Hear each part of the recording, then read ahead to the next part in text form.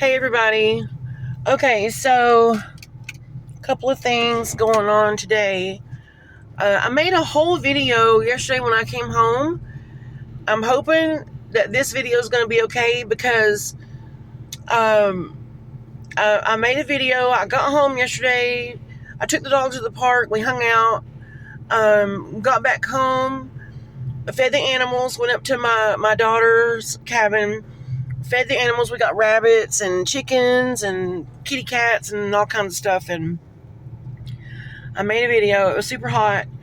And the vent was blowing so hard in the truck, you couldn't hear anything I was saying. When I played it back, I was getting ready to upload it. And it was like a 15-minute video. So I had to delete it simply because you just couldn't hear me and it was terrible. I'm hoping, even though it's blowing right now, it's not going to be as bad. But, so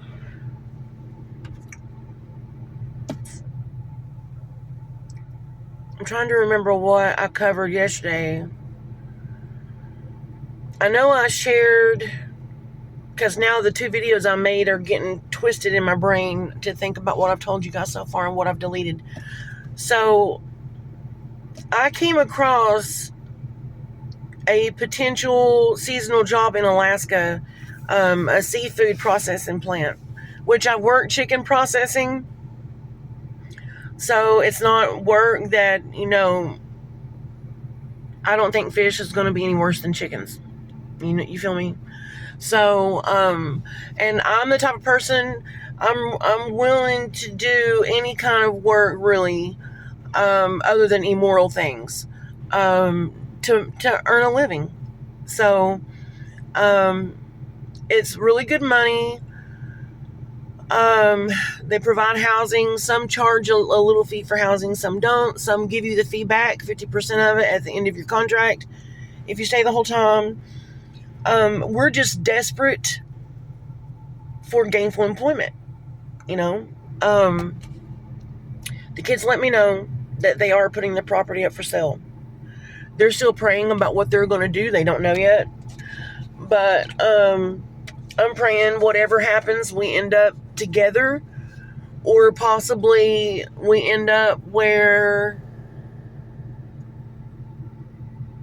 where I can be with them and possibly travel, and that way I can see all of my kids. Hi. That would be nice. See, I don't have to have roots necessarily. I just want to be able to be around my kids and my grandbabies. So I could totally live in a van. That would work for me. I'm cool with it. Just as long as I got room for me and my 3 sidekicks back there, my puppos, I'm good,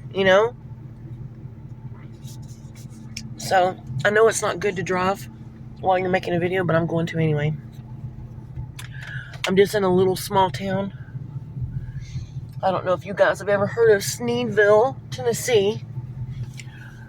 I'm not a big Morgan Wallen fan, but he talks about it a lot. It's his hometown, or what he claims is his hometown. I think he lived here when he was born, but he grew up in Knoxville, but it's just a little mountain town. And, but I think it's, it's really not bad. It's just, I'm not too crazy about how the generational families behave around here, and I'm not too crazy about, these mountain towns are very poor communities. And while I understand them not wanting to bring people in and bring big things in and build up their town, I get that. I get they want to keep it a small town. I really do. But at the same time, you're going to stay poor if you don't bring revenue in, if you don't bring industry in at all. So that's the situation. That's pretty much the same way with every small town. And I really can't fault them for that. I wouldn't want my town, that's what happened to my mountain town. It got built up and people started coming for tourism because of the rivers and whitewater rafting. I grew up And I was born in Bradley County, from Bradley Polk, McMinn area. And our rivers used to be a wonderful place for the locals to go and have a good time. Now, they had the 96 Whitewater Olympics on the Ocoee River. And now it's just crowded every summer. It's bad, locals don't even go anymore. You know what I'm saying? This is a beautiful little county up further north in the Appalachian Mountains, but they don't have anything going as far as tourism or anything like that. But anyway, I want to be in a small area. I just want to have access to work. Either access to work or be in a community where bartering is a thing.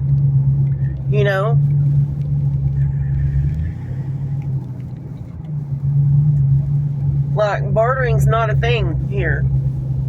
They look at you like you're crazy. And I like to trade. I want to be in a community where, when you say something, your word is your honor, and you stick to that, and others do too, and you feel like you can trust your neighbor. And a community where you don't suffer alone. If you need help, the people come running to help you. When they need help, you go running to help them. I'm all about that life. I really am. I think that is really community. Here, if you're in a bad shape, too bad. Really. Maybe it's like that for me because I'm an outsider. Like I said in other videos, these little small mountain towns don't like outsiders. And I'm from the Appalachian Mountains, and they treat me that way. But,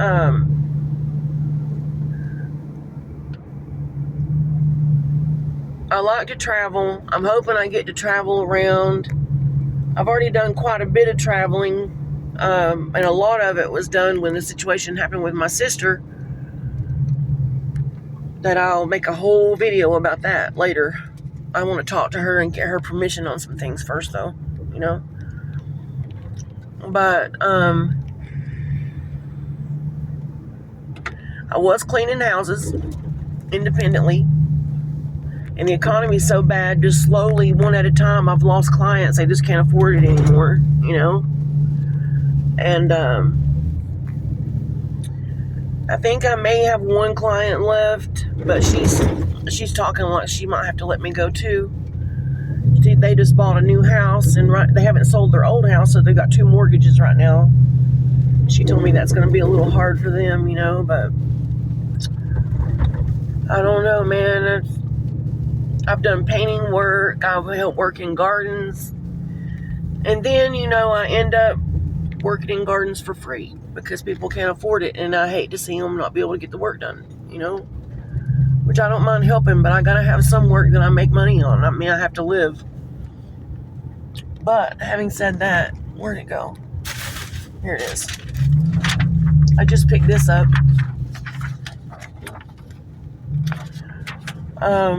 I just stopped at Hardee's, got myself a biscuit for breakfast and a little side of gravy and a coffee. And I'm gonna go fill that application out. Something that hopefully I can. Something's better than nothing. It's $9 an hour. It won't even begin to pay my bills. But maybe it'll be enough just to cover food and stuff for right now until I figure it out, But sorry I'm moving the camera around so much. But I just want to be able to help my kids. My kids try. They do the best they can. I'm very proud of my kids.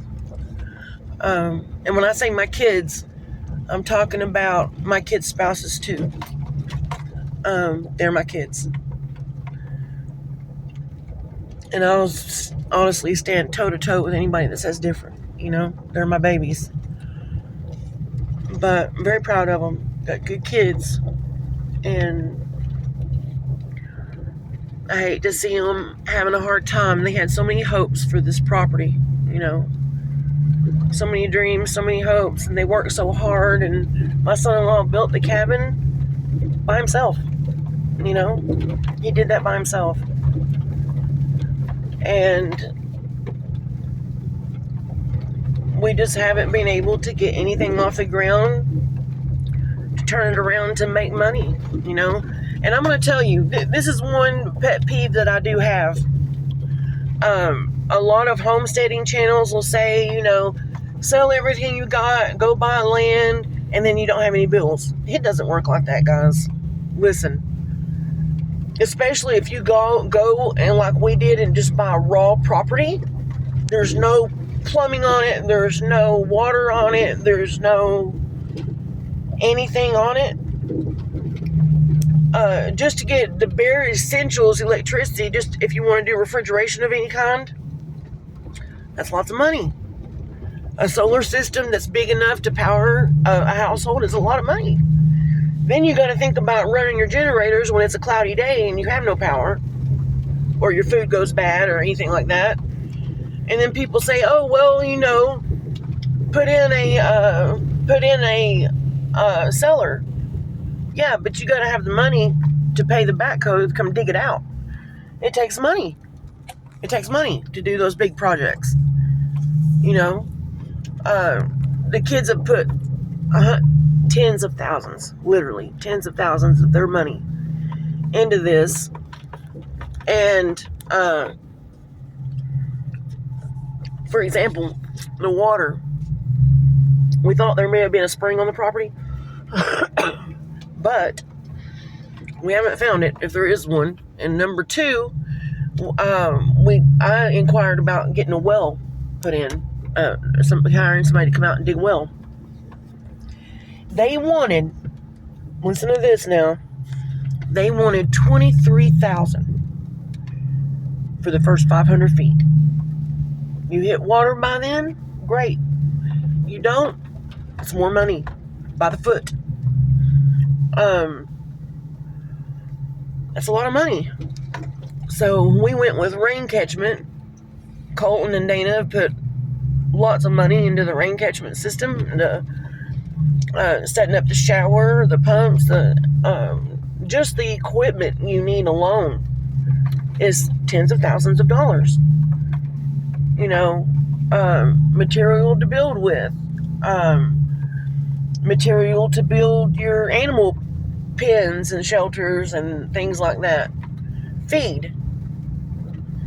You know, you got to get to the point where maybe you can generate your own feed for your farm animals, and that's a lot. It's just tens of thousands of dollars. Like me, for example, I didn't have the time to build a cabin, so I went and bought one. It's just a little one room, 10 by 24, 12 by 24, 10 by 24. And I'm going to tell you, last winter was brutal. It's not insulated, you know, which I got by fine. But then, because it's not insulated, I had to deal with the condensation. Then I got mold growing everywhere. And the plan was to take care of that, you know, take care of that this summer. But now that we're selling, I don't see the point of doing it now. You know, I really don't.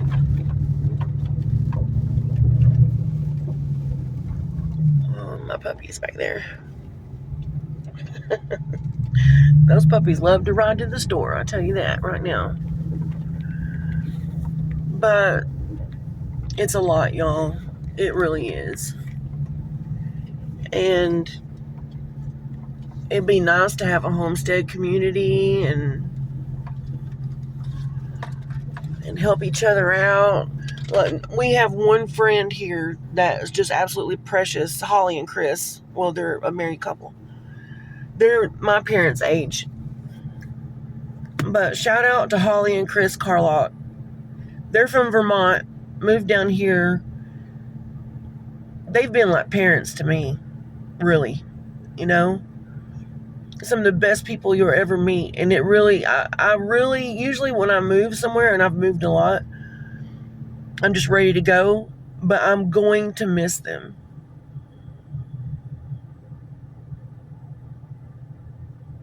I'm going to miss them.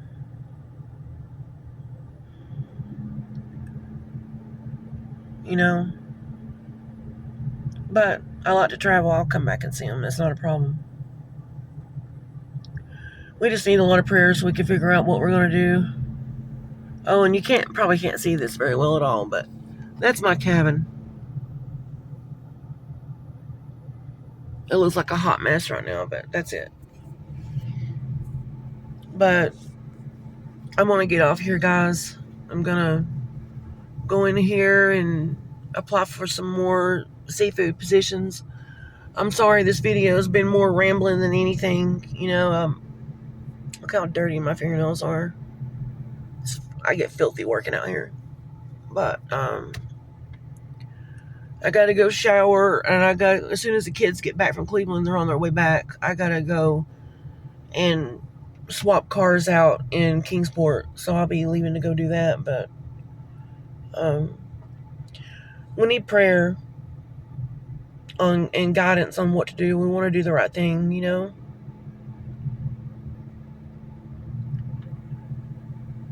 So pray for us.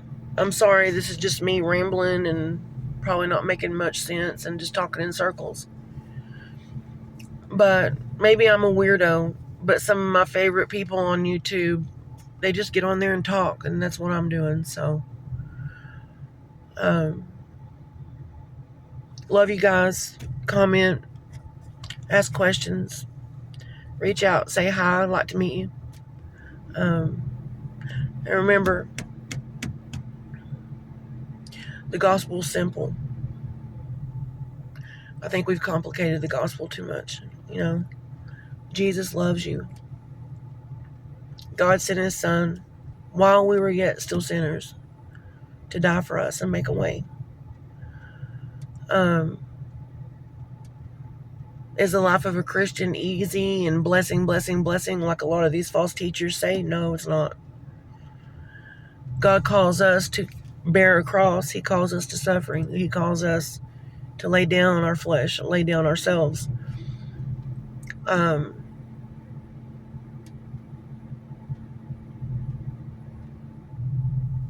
love him and esteem ourselves lower than others. It's the false gospel that teaches us that we are worthy. We're not. We're not. It's his love because we weren't worthy. The gospel that you hear out there that you're worthy and all the false gospel makes it about you. And when you listen to people teach and you listen to these popular preachers, think about that when you listen to them. Okay? Just think about that. But I love you guys.